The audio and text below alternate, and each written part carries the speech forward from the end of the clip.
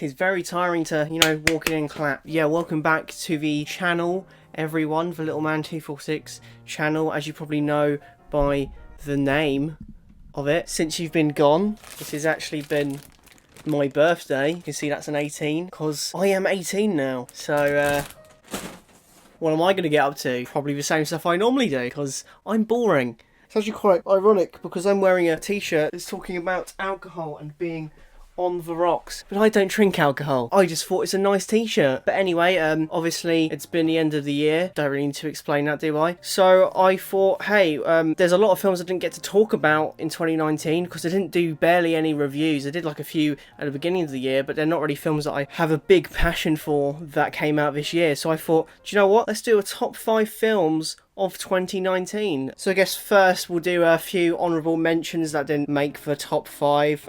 Here's some honourable mentions, I guess. Frozen 2. Spider-Man Far From Home. I was about to say Homecoming, but it's not. That came out a few years ago. Us. Not you. Us.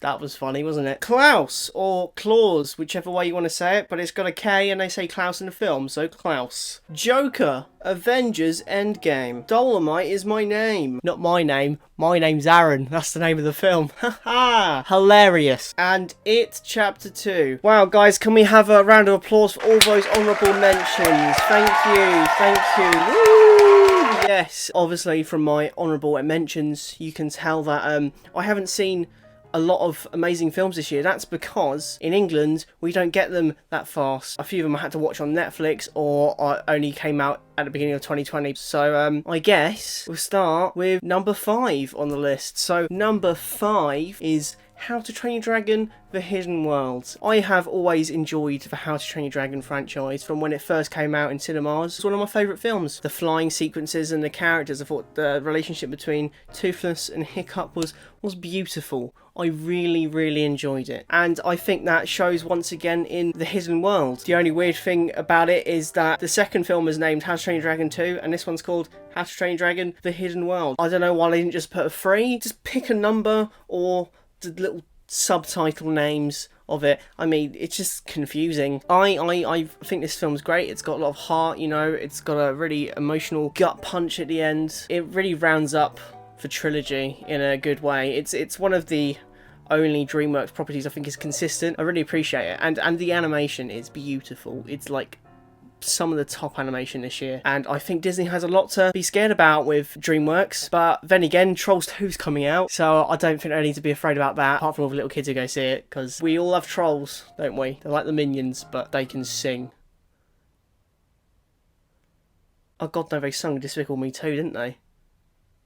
Oh, that was horrible, wasn't it? I guess we'll go to number 4, which is, very funny coincidence, Toy Story 4. Toy Story 4, I saw that when it came out in cinemas, and before watching it I decided to rewatch the previous Toy Story films, and I was let's say emotionally prepared for Toy Story 4. And then going into it, I cried. I haven't cried that much at films this year. I don't cry that much at films in general, but I cried at the end of that film because it was sad. Toy Story 4 deserves to be on the top 5 films I've seen this year for me, mainly because I didn't think I needed any more Toy Story, and I thought the narrative was nicely tied up at the end, but I was proven wrong once again by Pixar, and I just love a good Pixar film, and I'm happy that they are back on track. The only thing I would say about Toy Story 4 is I don't think characters like Buzz or Jessie or that get much screen time, but I think this is Woody's film. I'm surprised they didn't call it Woody. Actually, no,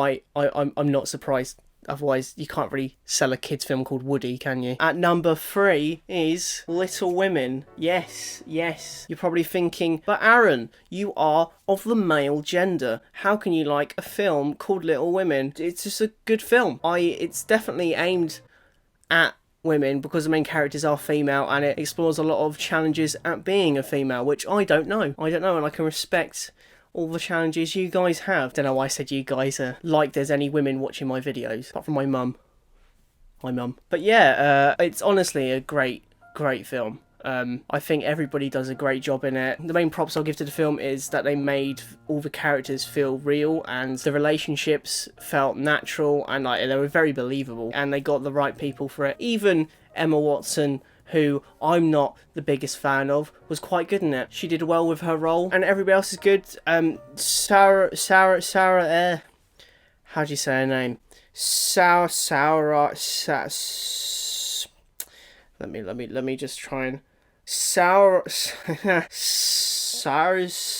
Ronan. I've definitely said that wrong.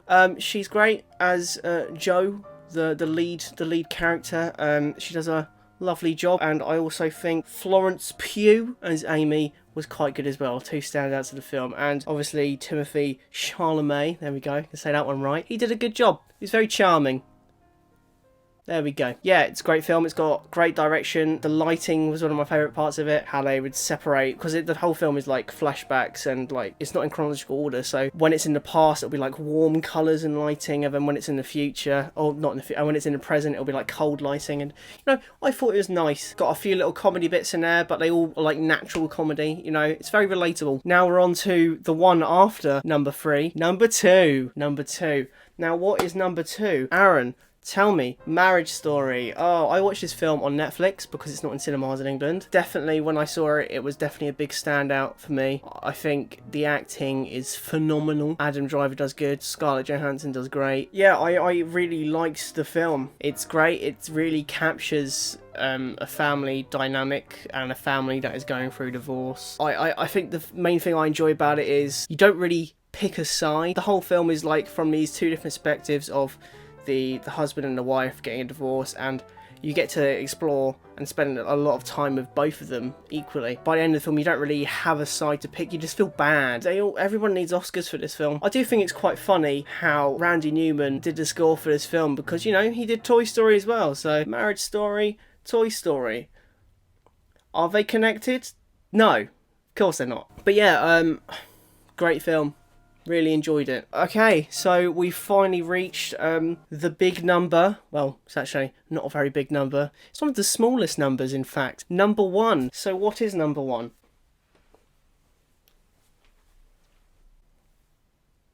We're about to find out. At number 1,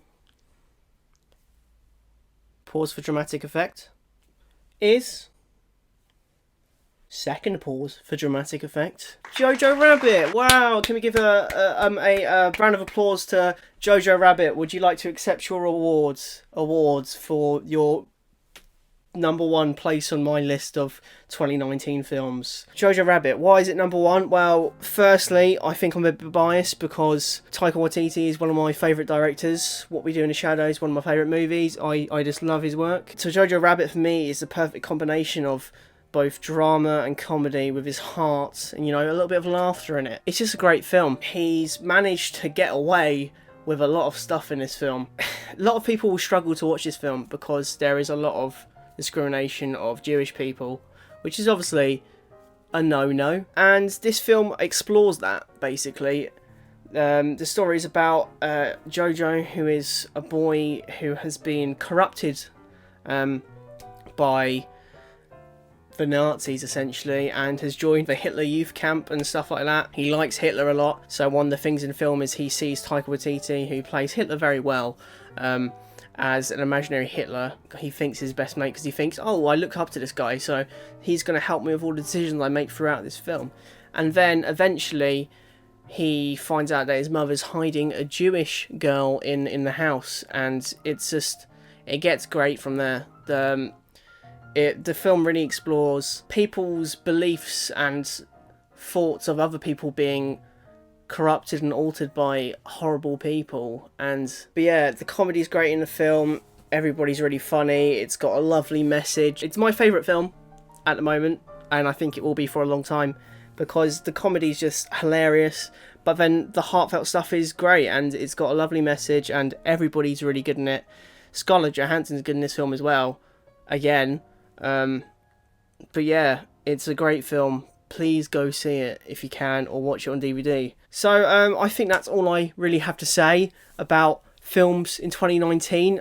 So yeah, thank you for watching. I will put a link down in my description to my podcast with my friend Joshua, the Body Talk podcast. It's great.